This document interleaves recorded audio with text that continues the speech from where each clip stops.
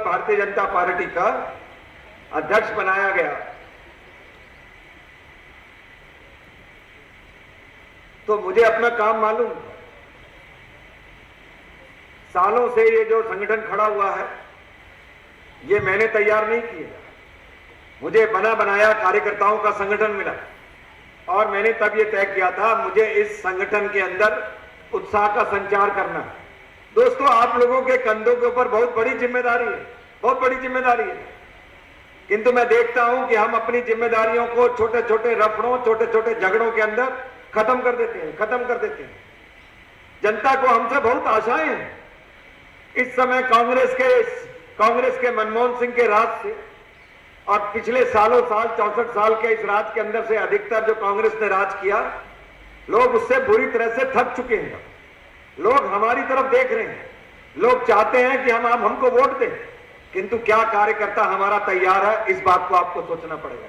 ये मेरे सामने नंदनी जी बैठी हैं, इनके बारे में मैं बहुत ज्यादा तो जानता नहीं, इतना जानता हूं ये एक एनजीओ चलाती है और उस एनजीओ के माध्यम से इन्होंने बहुत लोगों को जोड़ा है।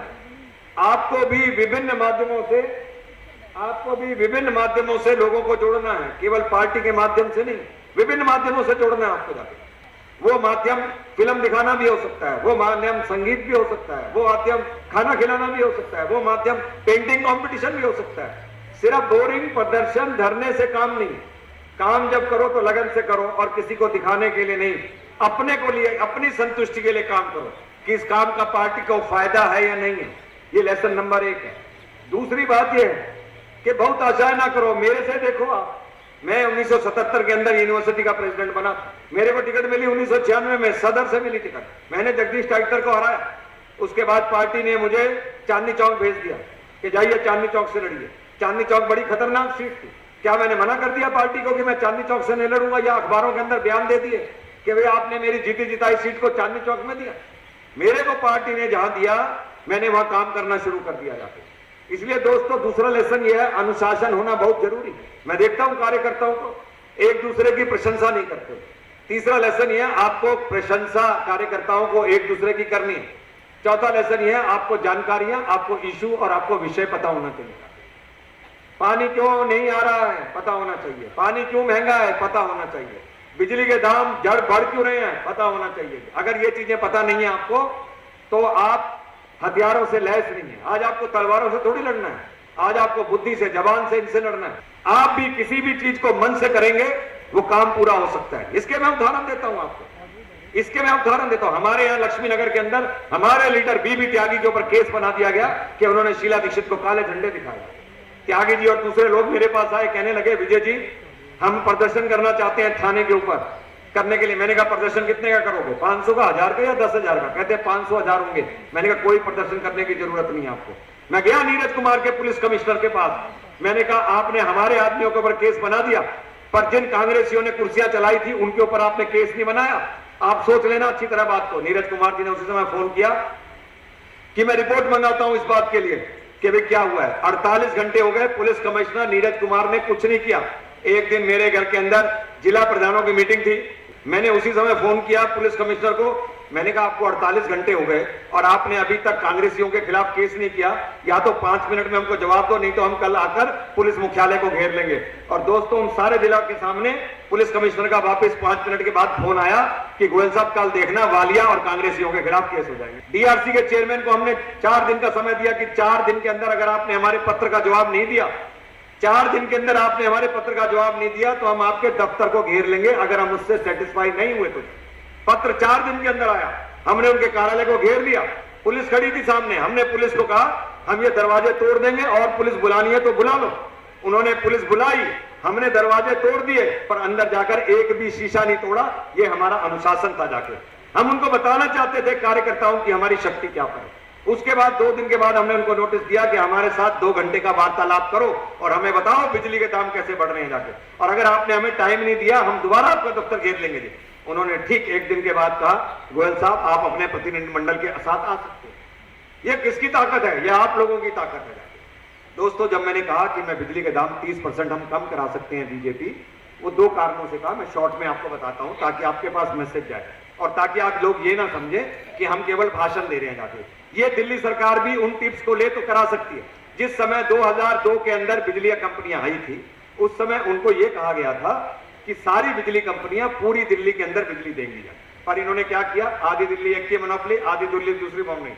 बॉम्बे के अंदर भी इस समय, मुंबई के अंदर आपकी मर्जी होती है किसी भी कंपनी से आप बिजली लें, और एक कंपनी आपको क्वालिटी बिजली नहीं दे रही, सस्ती बिजली नहीं दे रही, तो लाखों लोग स्विच कर जाते हैं दूसरी कंपनी के ऊपर।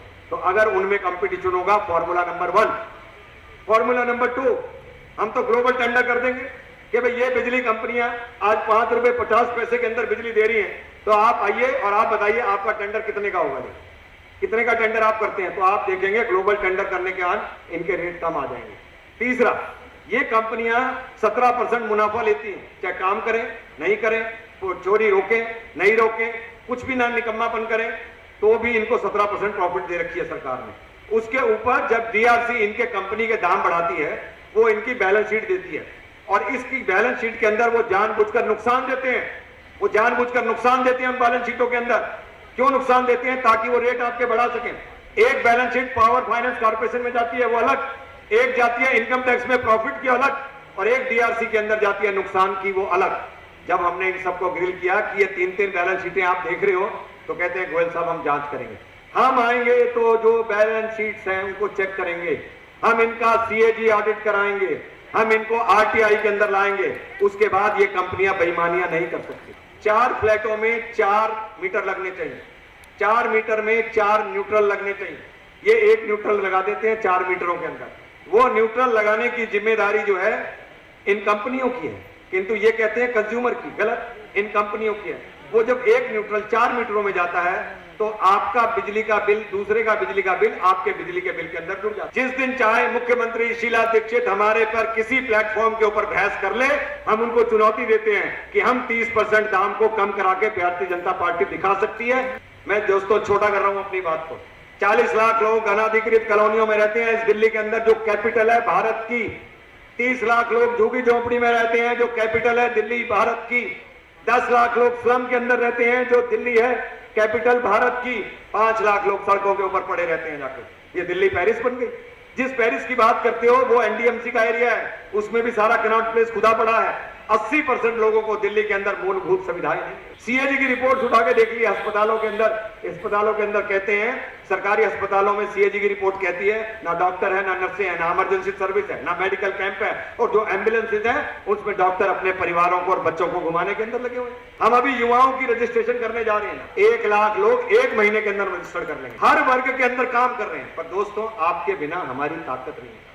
जाइए ना पार्कों के अंदर, सवेरे किसने आपको काम करने से रोका है? पार्कों में जाइए, लोगों को खड़ा करिए, बताइए बिजली और पानी के बारे में, अनाधिकृत कॉलोनी के बारे में, गांवों की सड़कों के बारे में, गैस का सिलेंडर के बारे में। गैस 120 रुपए किलो खरीद रहा है, कौन खरीद रहा है? गरीब आदमी खरीद रहा है जाके, और जो ठीक आदमी है वो 35 रुपए किलो के अंदर पाइपलाइन से उसको गैस आ रही है। लड़ने को तैयार हो? अभी चिल्लाए नहीं हो, चिल्ला के बोलो, लड़ने को तैयार हो? यह है आपकी आवाज, जिसको आप बंद करके बैठे हो, बंद करके बैठे हो। इसलिए दोस्तों मैं कहता हूं, मैं सूरज होने का दावा नहीं करता और मिटाने का अंधकार पृथ्वी से, किंतु मैं एक दिया जरूर हूं। तन से युद्ध करना एकमात्र मेरा लक्ष्य है। हवाएं दिखो की और अंदर तकलीफों की मेरी लौ को डिगा तो सकती हैं, लेकिन बुझा नहीं सकती। लौ को डिगा तो सकती हैं, बुझा नहीं सकती। जय हिंद, जय भारत।